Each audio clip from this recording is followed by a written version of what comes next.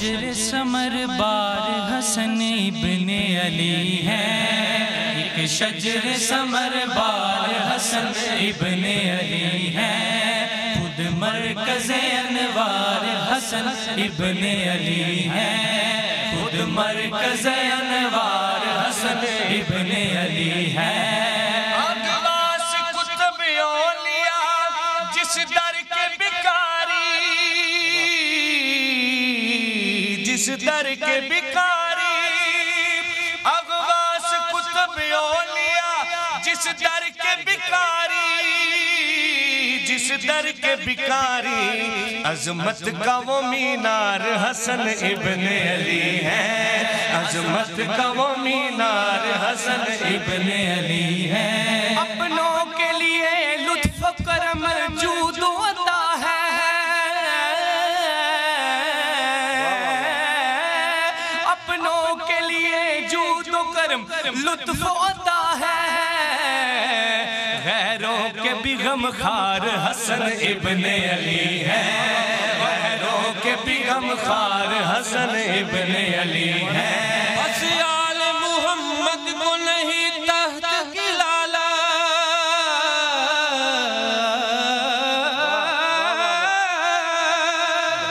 بس آل محمد کو نہیں تحت کی لالا، اس بات کا اظہار حسن ابن علی ہے، اس بات کا اظہار حسن ابن علی ہے۔ اور وہ جن کا رخ پاک امی حسن نبی کا، یار واہ یار واہ سلامت وہ رہو۔ جن کا رخ پاک امی حسن نبی کا، قدرت کا وہ شاہکار حسن ابن علی ہے، قدرت کا وہ شاہکار حسن ابن علی ہے، ایک شجر ثمر بار حسن ابن علی ہے، خود مرکز انوار حسن ابن علی ہے۔ سبحان اللہ، جیتے رہیے جیتے رہیے۔ السلام علیکم ورحمۃ اللہ وبرکاتہ۔ اللہم صلی علی محمد وعلی محمد، رب اشرح لی صدری ویسر لی امری واحلل عقدۃ من لسانی یفقہوا قولی، آمین۔ خواتین حضرات، آج تحریک کتب on line special Ramzan transmission, اور میں ہوں بلال کتب۔ آج جو ولادت کا دن ہے انتہائی مبارک، اور یہ جب مبارک دن ہونا، ان میں ایک کام ضرور کیا کیجئے کہ یہ دعاؤں کی قبولیت کا ایک افضل ترین اور برکت والے دن ہوتے ہیں۔ ابو محمد جب کنیت ہو، اور جب آپ کا 3 سال کے بعد ہجرت کے آپ پیدا ہوئے، اور جب آپ کو خبر ملی رسول پاک صلی اللہ علیہ وسلم کو کہ میری بیٹی کے گھر بیٹا پیدا ہوا ہے، تو آپ چل کے ان کے گھر گئے۔ اور یہ جو راوی میں کر رہا ہوں، یہ دونوں راوی اس پہ، ابو سعید خدری اور حضرت ابو ہریرہ دونوں اس پہ راوی کر رہے ہیں، اور کمال بات ہے کہ امام حسن پہ جتنی روایتیں وہ زیادہ تر ان دونوں راویوں کی روایتیں ہیں۔ چل کے گئے اور آپ نے پوچھا، امام علی نے کہا کہ میں نے حرب نام رکھا ہے۔ جبرائیل علیہ السلام تشریف لائے، اور جبرائیل علیہ السلام نے، روایت کہتی ہے کہ کپڑا آپ کو دیا، انتہائی عمدہ کپڑا تھا، اور کہا کہ اللہ نے یہ جنت سے تحفہ بھیجا ہے۔ تو جب حرب نام رکھا گیا تو رسول پاک صلی اللہ علیہ وسلم نے کہا، اس کپڑے کو کھولا تو اللہ نے جو تحفہ بھیجا تھا اس پہ حسن نام لکھا تھا، اور کہا کہ یہ اللہ نے آپ کو جنت سے تحفہ بھیجا ہے۔ یہ نام حسن پھر رکھ دیا گیا۔ جو نام آسمانوں سے اترا جائے، میں معافی کے ساتھ ایک جملہ کہہ کے پھر آپ کی طرف آتا ہوں۔ شاہ صاحب، میں ہمیشہ ڈاکٹر صاحب سوچتا ہوں کہ 6666 جو آیتیں ہیں، ایک ایک آیت لے کے بھی جبرائیل علیہ السلام تشریف لائیں تو 6666 دفعہ یہ آنا چاہیے، جبکہ ایسا نہیں ہے۔ آپ آدھا پارہ لے کر آئے، لیکن آپ کے جو آمد کے اندازے ہیں وہ تقریباً 23,000 کے قریب ہیں کہ وہ تشریف لائے، آپ سے بات کی۔ یہ وہ کام تھے حافظ صاحب جو جبرائیل علیہ السلام کرتے تھے کہ اللہ نے یہ تحفہ بھیجا ہے، اللہ نے اماں کو سلام بھیجا ہے۔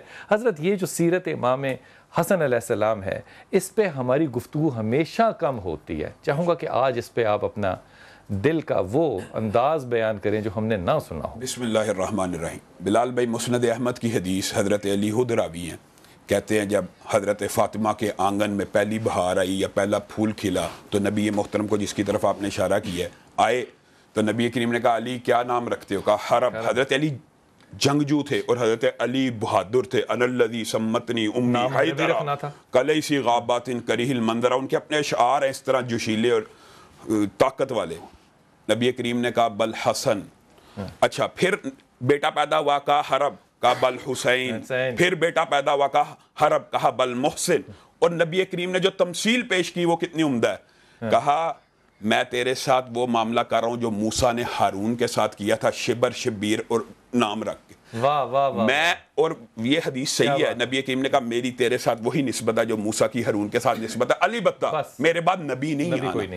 اب حسن کی صرف نام رکھنے کی فضیلت حاصل نہیں ہوئی, بلکہ حسن کے منہ میں جو پہلا لقمہ, پہلی خوراک گئی ہے وہ نبی کریم صلی اللہ علیہ وسلم کا لعاب دہن ہے, ملا کے کھجور کے ساتھ گٹی دی ہے. اس کے بعد حضرت ابو ہریرہ حضرت حسن اچھا اس کے بعد یہ روایت پڑی گٹی کی, اور یہ تو ظاہری بات ہے, یہ امت کے اندر یہ سنت ہے. اور یہ حدیث اگرچہ اس میں ضعف موجود ہے لیکن نبی محترم نے حسن کے کان میں اذان دی, یہ بھی روایت تب ہی سے پڑی ہوئی ہے امت کے اندر.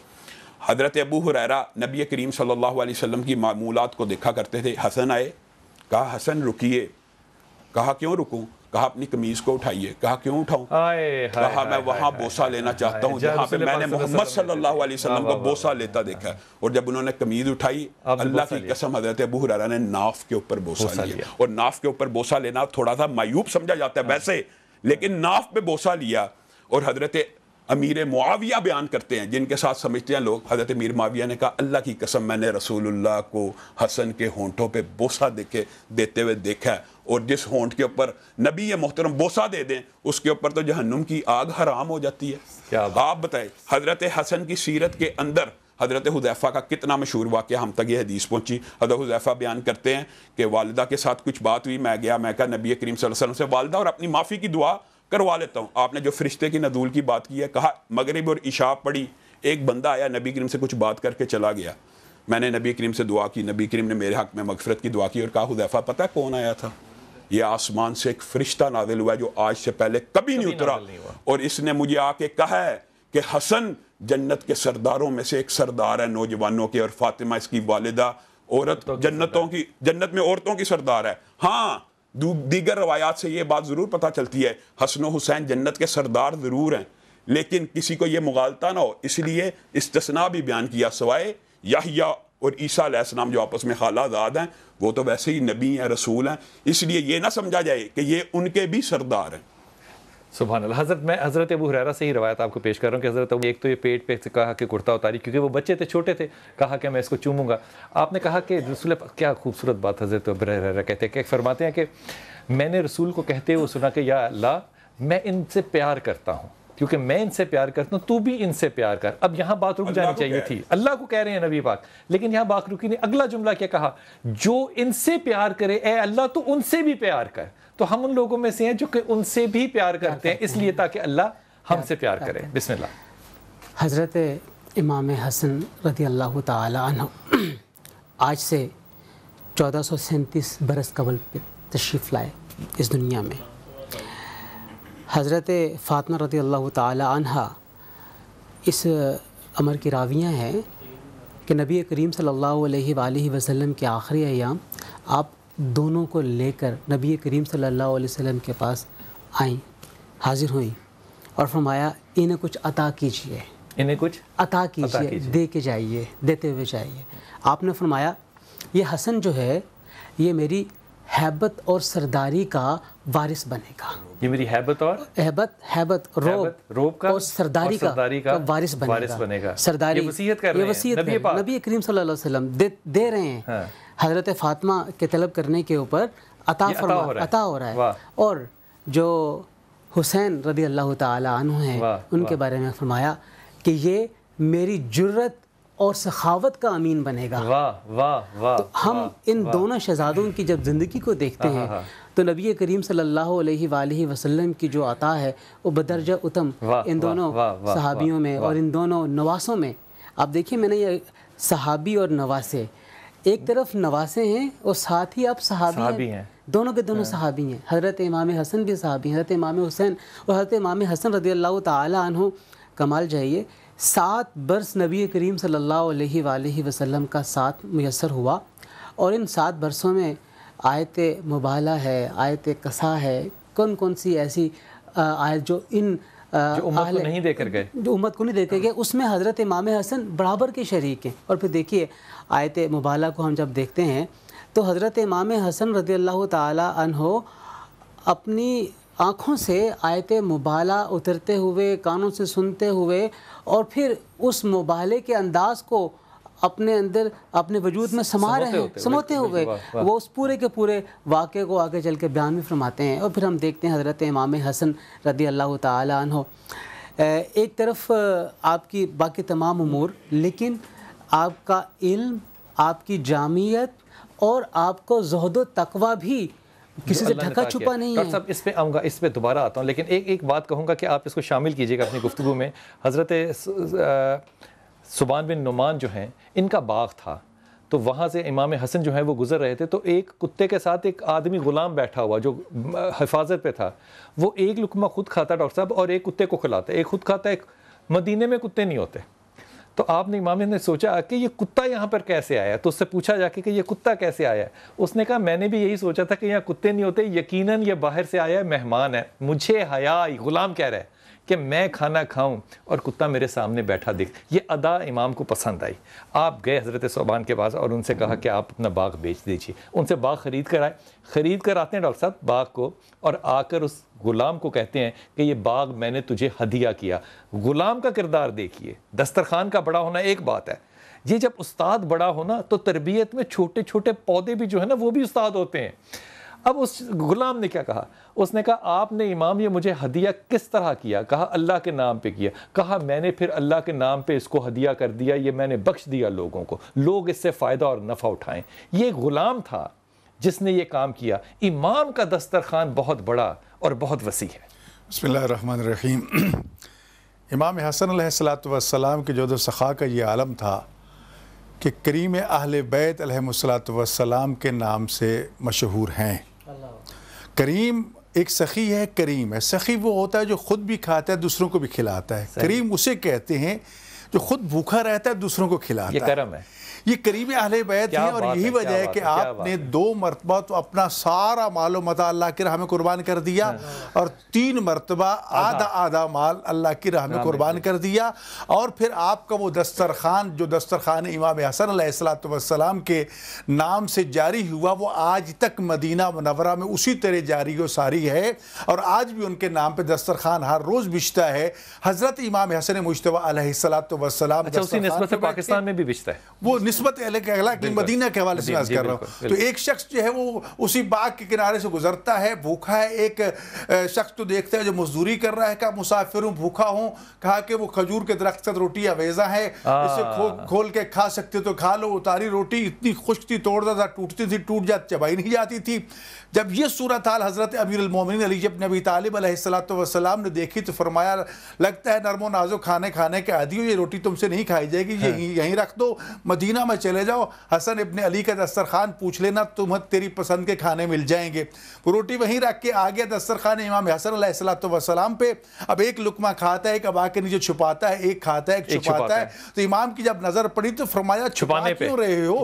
جتنے تیرے اور بھی ساتھی ہیں ان کو بھی لے آؤ. کہا میرا تو کوئی ساتھی نہیں ہے، میں نے باغ میں ایک مزدور کو مزدوری کرتے دیکھا ہے، اس کی روٹی اتنی خشک تھی کہ مجھ سے چبائی ہی نہیں گئی، میں چاہتا ہوں یہ کھانا اس کے جا کے دوں. یہ سننا تھا کہ حسن ابن علی کی آنکھوں سے آنسو بہ نکلے. کہا یہ اسی مزدور کا دسترخوان ہے، وہ میرے بابا علی ابن ابی طالب علیہ السلام نے. خود تو وہ جو کی روٹی کھاتے ہیں، لیکن اللہ کے مہمانوں کو، رسول اللہ کے مہمانوں کو اور خود آنے والے مہمانوں کو تر و تازہ کھانے پہنچاتے ہیں. اور ایک بڑا عجیب واقعہ، ایک شخص مدینہ میں آیا، امام حسین علیہ السلام کی خدمت میں پہنچا.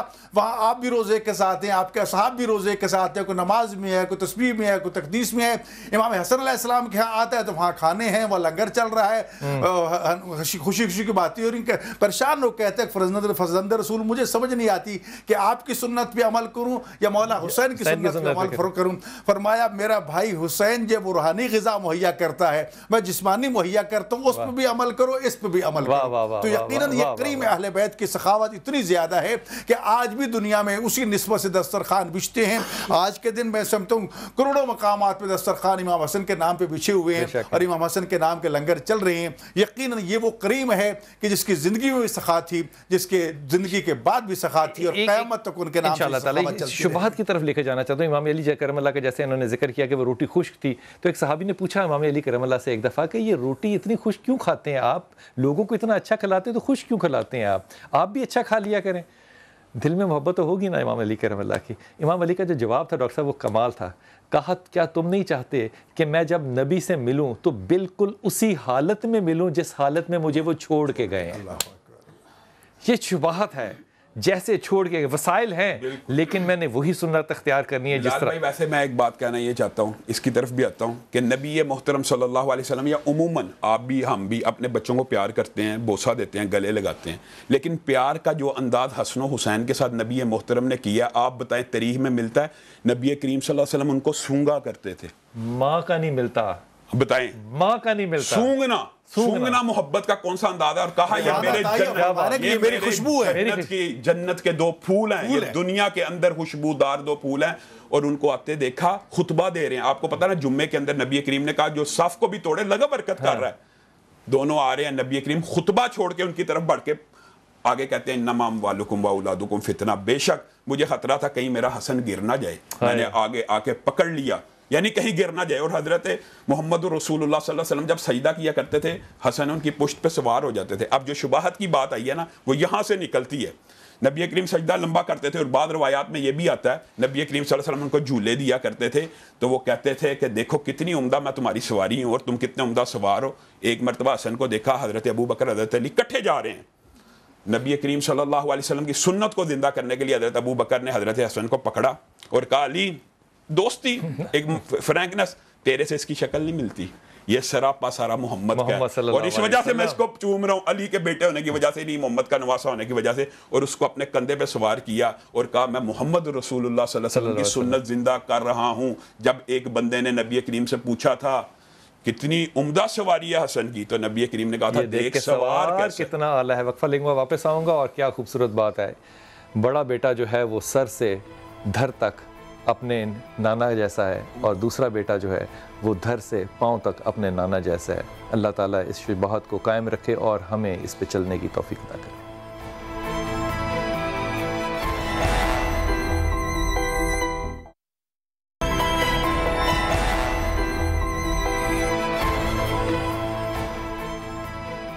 بسم اللہ الرحمن الرحیم. محبت کے اپنے تقاضے ہوتے ہیں, عشق کے اپنے تقاضے ہوتے ہیں, ادب کے بھی تقاضے ہوتے ہیں حافظ صاحب, لیکن یہ فیصلہ کرنا کہ محبت ہے, عشق ہے یا ادب ہے, ہو سکتا ہے سارے ہی ہوں. امام نے جو حج کیے سارے 20 یا 25 جو مختلف روایتوں میں ہے, ان میں آپ نے سارے حج جو ہیں وہ پیدل کیے.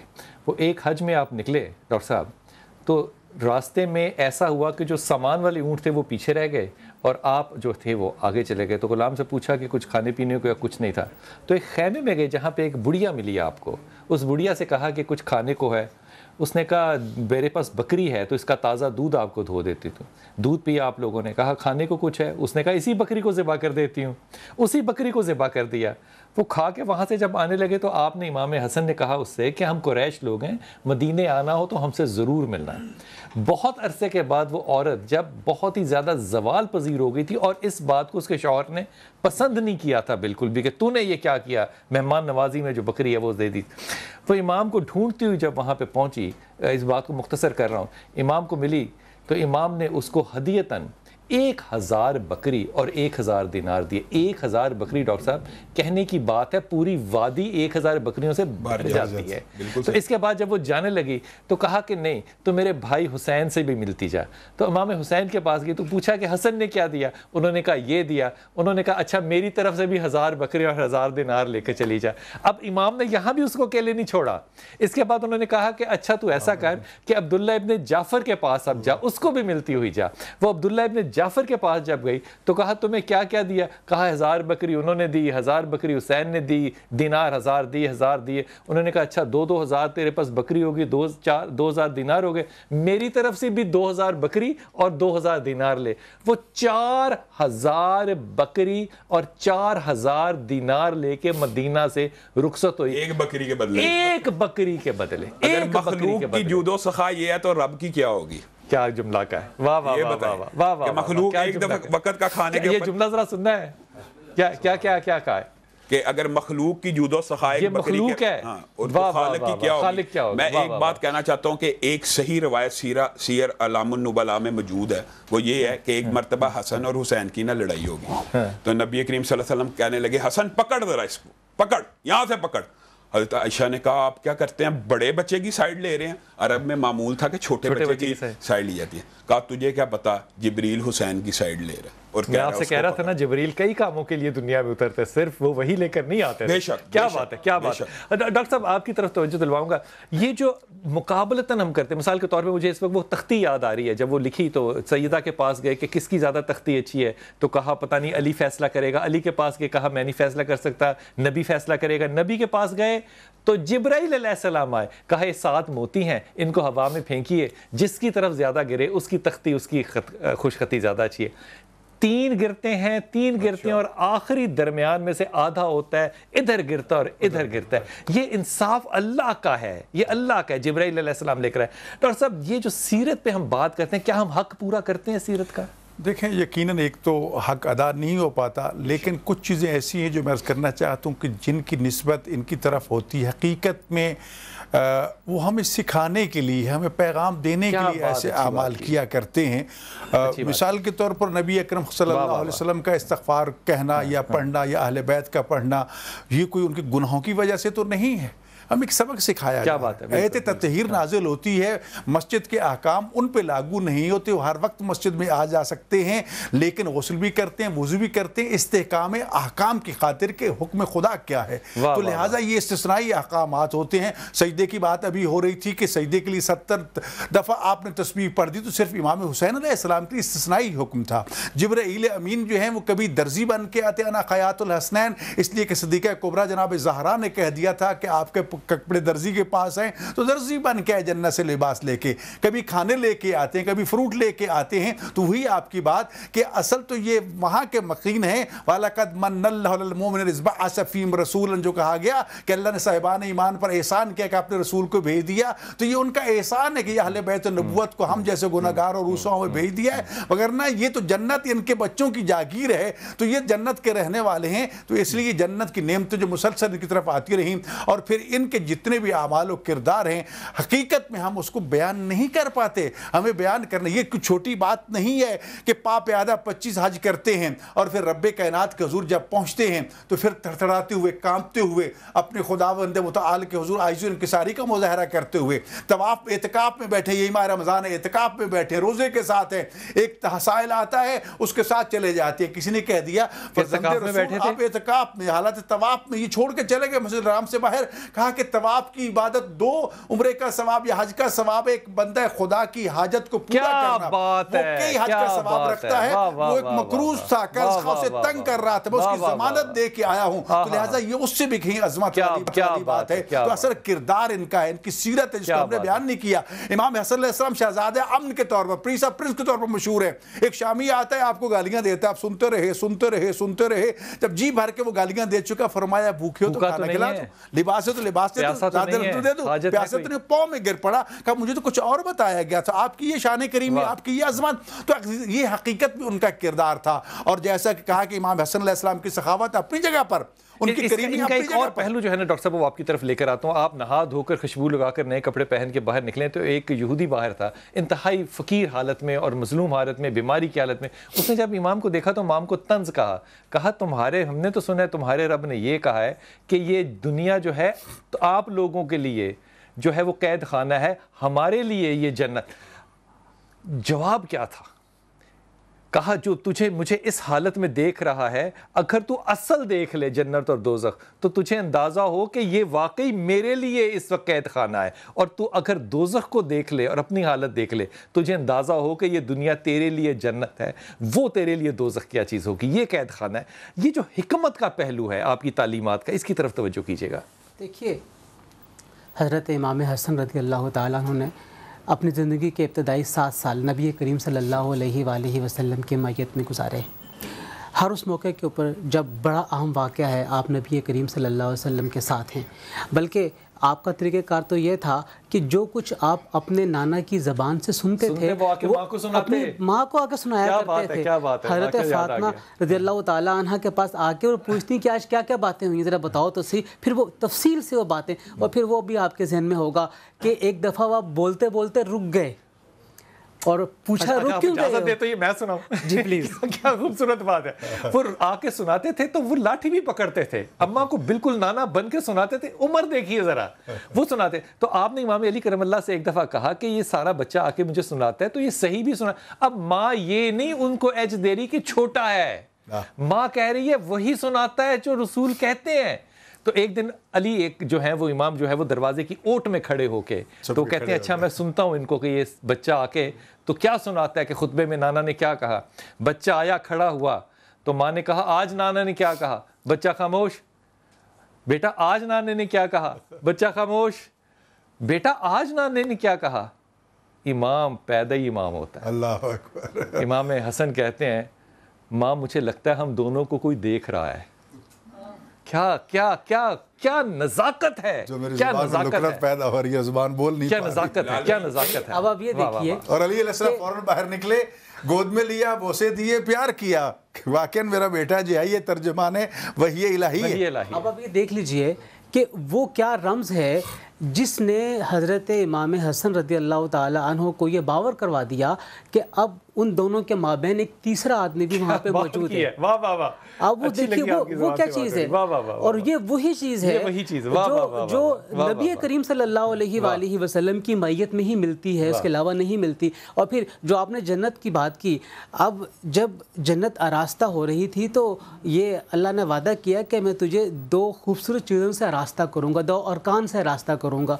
لوگ آگے سارے کے سارے، جنت نے پوچھا کہ وہ دو خوبصورت ارکان کیا ہیں، تو یہ ارکان تو بتایا گیا یہ دو ارکان حضرت امام حسن اور حضرت امام حسین ہیں، ان سے سجاؤں گا، یہ وہ ہیں۔ اور پھر جب جنت کی بات کی جاتی ہے تو نبی کریم صلی اللہ علیہ وآلہ وسلم نے فرمایا جنت میں سب سے پہلے میں داخل ہوں گا، اور پھر میرے معیت میں علی اور فاطمہ آئیں گے، اور ان کے ساتھ حسن و حسین ہوں گے۔ پھر پوچھا گیا کون ہوں گے، یہ پھر ان کے بعد وہ ہوں گے جو ان کے متابعین ہیں، جو ان کے پیروکار ہیں، جو ان سے محبت کرنے والے ہیں، وہ ان کے بعد جو ہیں وہ جنت میں داخل ہوں گے۔ تو دعا کرتا ہوں کہ اللہ تعالیٰ ان سے محبت کرنے والوں میں ہم ادنوں کا بھی شمار کریں۔ آمین ثم آمین۔ ایک اور آگے بھی ہے کہ صرف محبت کرنے والے نہیں ہوں گے، بلکہ ان محبت کرنے والوں سے جو محبت کرتا ہے وہ بھی جنت میں۔ ایک پہلو حضرت حسن کی زندگی کا ہمیں ضرور اجاگر کرنا چاہیے، وہ جو ان کے اندر نرمی اور رقت ہے نا، وہ جو ایک خاص پہلو ہے کہ ہر جگہ ڈٹ جانا ہی نہیں ٹھیک، کبھی امت کے مفاد میں ہٹ جانا بھی ٹھیک ہوتا ہے۔ یہ جو سیرت کا پہلو ہے نا، یہ سب اچھا جملہ کیا ہے، ڈٹ جانا ہی نہیں ٹھیک، امت کے لیے ہٹ جانا بھی ٹھیک ہے۔ یہ حضرت حسن کی سیرت کے اندر نبی کریم صلی اللہ علیہ وسلم نے جس بچے کی پرورش ایسے کی ہو، بتائیے نبی کریم کا کتنا اعلیٰ مقام ہے۔ اللہ کی قسم صحیح احادیث سے ملتا ہے، نبی کریم حسن کو دیکھ کے نا زبان باہر نکال لیتے تھے کہ بچہ زبان کو دیکھ کے اٹریکٹ ہوگا، میری طرف بڑھے گا، تیزی سے آئے گا۔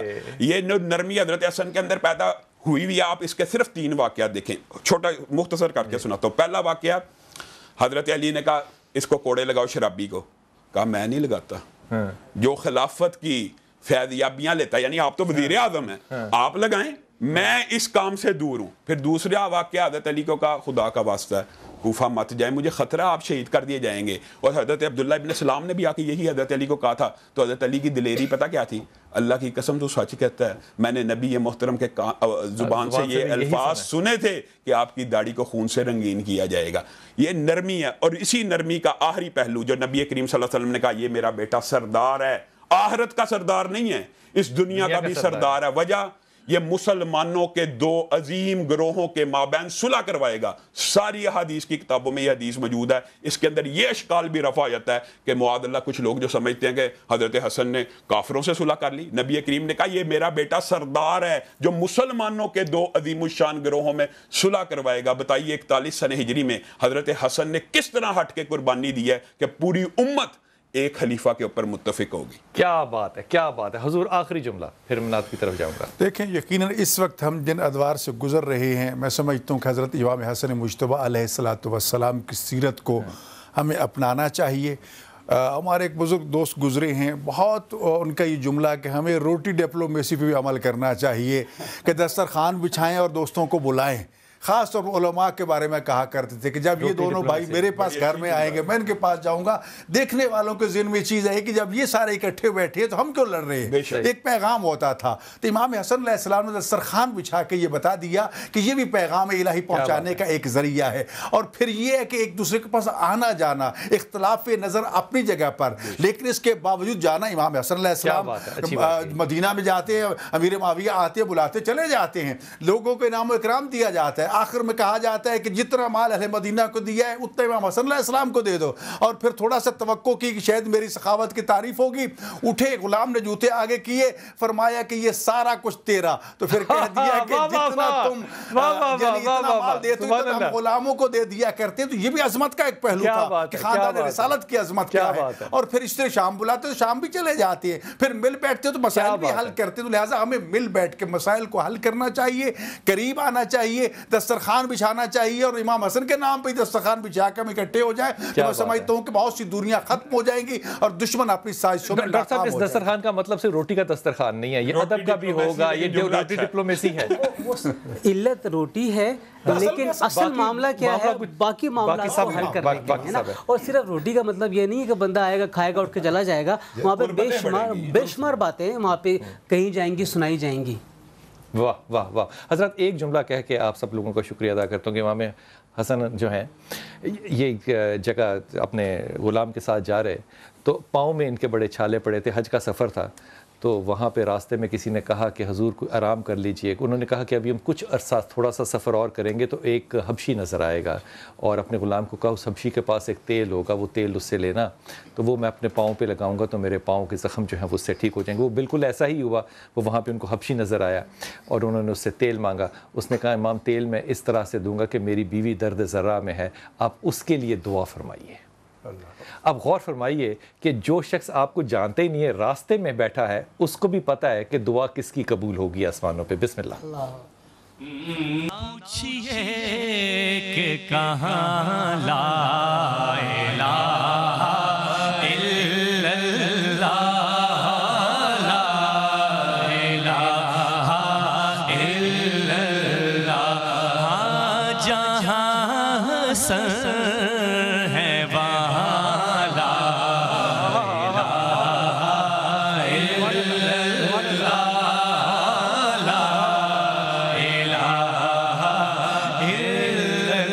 لا حسن حسین کو دل میں بسا کے دیکھ ذرا. یہ ہدایت ہے، مشورہ نہیں ہے، ہدایت ہے. حسن حسین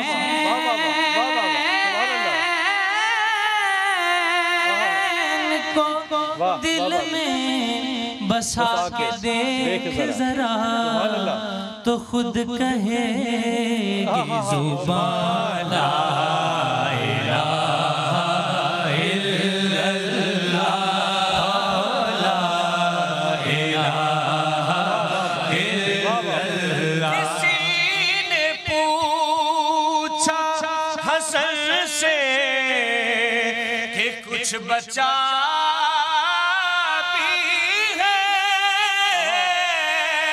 کسی نے پوچھا حسن سے کہ کچھ بچا بھی ہے، تو سر اٹھا کے کہا لا الہ الا اللہ، لا الہ الا اللہ. اور جسے نصیب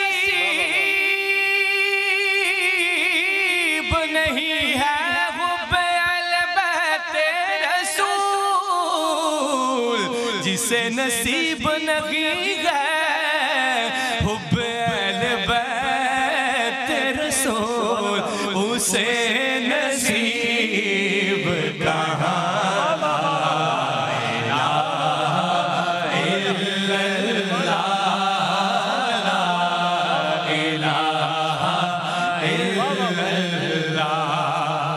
جہاں حضور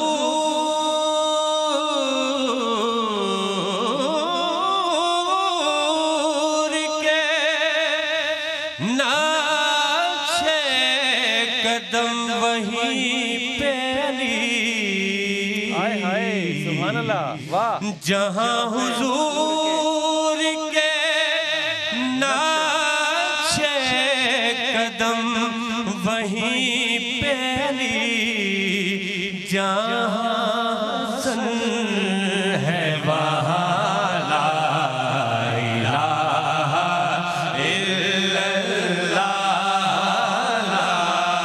الہ الا اللہ۔ اور حسن حسین زندہ ہے جب تک زمانہ باقی، حسن حسین زندہ ہے جب تک زمانہ باقی، کہاں یزید کہاں